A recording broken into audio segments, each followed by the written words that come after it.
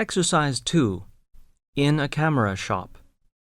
Listen to the conversation and fill in the missing information in the notes below. Good morning. Can I help you? Yes, I want to buy a camera. What kind do you recommend? Well, it all depends. We have many kinds of cameras here. How much money do you want to spend? I want something cheap and easy to handle. Are you an experienced photographer? No, I've had no experience at all. Here's a camera that would suit you very well. It's got a very good lens and it's all automatic, so it's very easy to use. Just press one button and it's done. How much does it cost?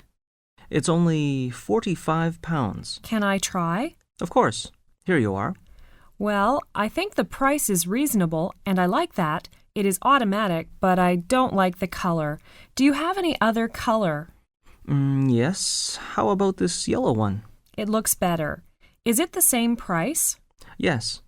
All right. I will take this yellow one. Here is £50. Here is your change.